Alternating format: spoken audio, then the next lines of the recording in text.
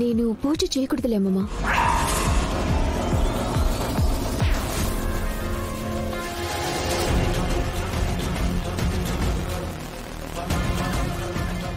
పంతులు గారు, మళ్ళీ ముహూర్తం ఎప్పుడుంది? నేను పంచాంగం చూసి మీకు ఫోన్ చేసి చెప్తానమ్మా. వెళ్ళొస్తానమ్మా, వెళ్ళొస్తానయ్యా. అలాగే.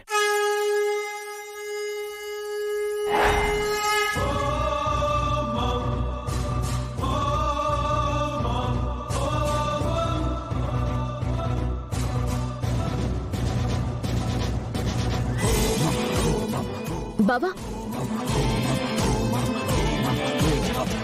ఎక్కడికి వెళ్తున్నావు బావా? నేను వెళ్ళాలి. అదే విహారీ, ఎక్కడికి వెళ్తున్నావు?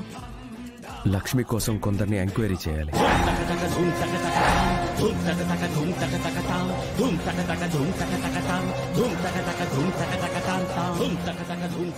తను రాదు, మనకి దొరకదు అని చెప్పినా నీకు అర్థం కాదా విహారీ?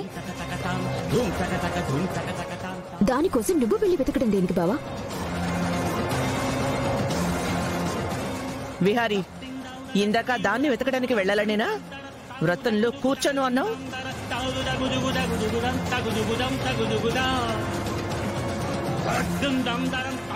నీకు ఇంట్లో పెళ్ళాం కంటే పరాయిది ఎక్కువైపోయిందా విహారీ?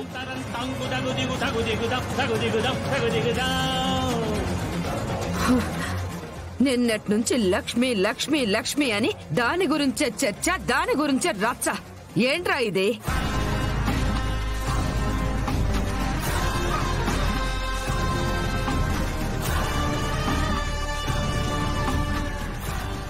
సొంత మనుషుల కోసం కూడా ఇంతలా అల్లాడిపోరేమో.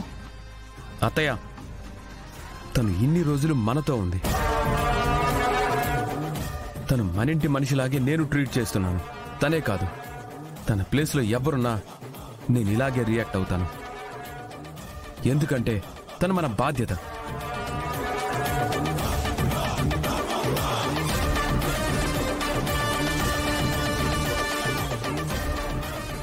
తను మనకి ఎంత చేసింది, అలాంటి మనిషి కనిపించకపోతే కంగారు పడ్డం సహజం.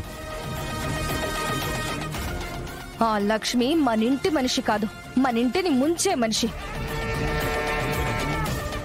అందుకే 200 ఎకరాలు రాయగానే టైం చూసి పారిపోయింది.